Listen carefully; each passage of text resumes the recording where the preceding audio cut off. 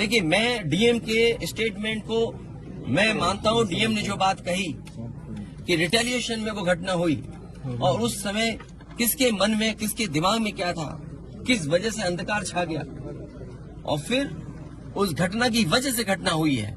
और घटना वो भी गलत है, घटना ये भी गलत है। अगर ये सवाल आप पूछते हैं मासूमों के लिए, मासूमों की कभी जान नहीं जाती अगर प्रेम यादव की जान न गई होती तो। प्रेम यादव की जान नहीं जाती तो किसी मासूम किसी की जान नहीं जाती। आखिरकार सरकार क्यों इस बात को छिपाना चाहती है कि प्रेम यादव को भुला करके मारा, और किसने मारा, धारदार से कैसे मारा। और यही नहीं आप बताइए, सुल्तानपुर में क्या एक ब्राह्मण डॉक्टर को ड्रिल से नहीं मार दिया? ड्रिल से, क्या ड्रिल से नहीं मारा? क्या उनके परिवार के बच्चों को आपने गले लगाए? क्या उनके परिवार के सदस्य अस्पताल मिलने गए? क्या आपने सोशल मीडिया के लिए वो तस्वीरें खिंचवाई कि उनसे गले मिलते हुए तस्वीर खिंचा लें? मैं जानता हूं दुख किसी के जाने का, किसी के खोने का। आज हम जरूर इस परिवार के साथ हैं या और लोग हैं, लेकिन जब वो अकेले बैठेंगे कभी याद आएगी उनके परिवार के सदस्य की तो उन पर क्या गुजरेगी, सोचिए आप। क्या बेटियां उसकी छोटी क्या बुलडोजर चलेगा? ये जनता रोक देगी बुलडोजर को। और सवाल ये नहीं है, सवाल ये नहीं है, सवाल ये नहीं है। एक मिनट हो जाएगी ना सवाल। मैं बैठा हूँ।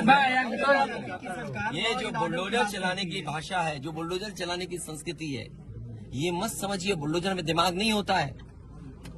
अगर बुलडोजर न्याय देने लगा तो अगली सरकार भी यही करेगी। इसलिए मैं सोचता हूं कि अगर आप योगी हैं, योगी की परिभाषा यही है, दूसरे का दुख अपना दुख समझे। आप अपना गिराते हैं तो मुआवजा लेते हैं।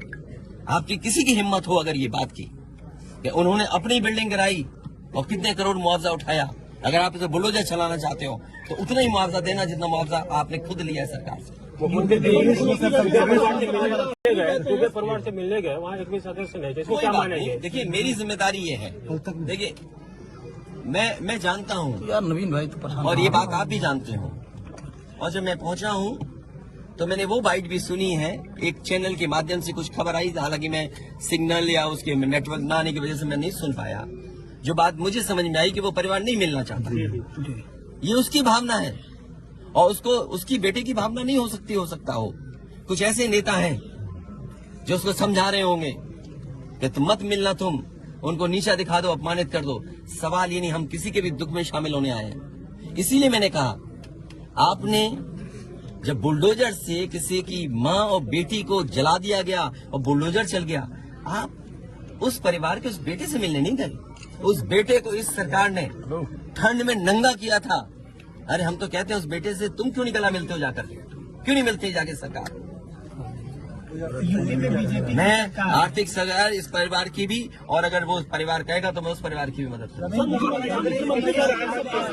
सरकार की तरफ से ये कहा जा रहा है कि न्याय हो रहा है, मगर यहाँ साफ साफ दिख रहा है जातिवाद हो रहा है। इसको किस तरीके से देखते हैं? इसीलिए मैंने कहा, देखिए,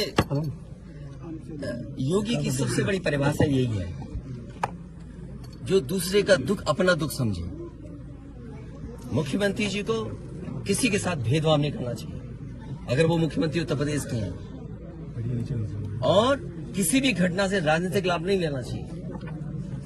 अगर इस सरकार ने न्याय दिया होता, न्याय पहले दिन से देना शुरू किया होता, तो शायद हम लोगों पे भी दबाव नहीं बनता कि हम आते हो घर परिवार के लोगों से मिलते आकर। सर, कांग्रेस के लोग कह रहे हैं कि आप बीजेपी को फायदा पहुंचाना चाहते हैं। देखिए, सुनिए, ये बात भी कांग्रेस के मुंह से अच्छी नहीं लगती। सर, यूपी में बदला लेंगे उसका? नहीं, बदला की बात मत करो।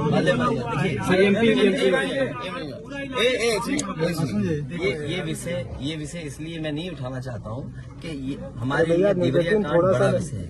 इंडिया न्यूज और न्याय में संतुलन हो, थोड़ा सा आईडी नीचे, न्याय में संतुलन हो, ये सरकार की जिम्मेदारी है।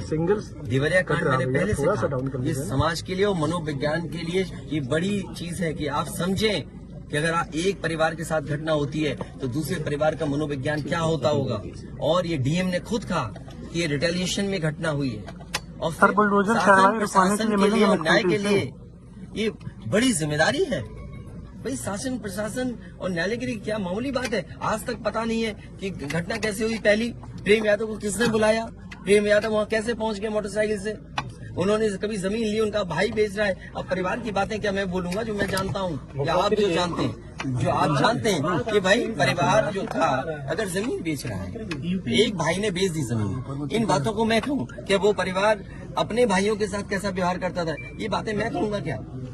ये सब आप जानते हो। इसलिए मैं आपसे भी उम्मीद करता हूँ लोकतंत्र तभी मजबूत होगा जब न्याय मिलेगा, और न्याय की भावना होती सरकार की तो खेतों में इतना कार्यकर्ता नेता नहीं दिखाई देता, ये जनता खेतों में नहीं दिखाई देती।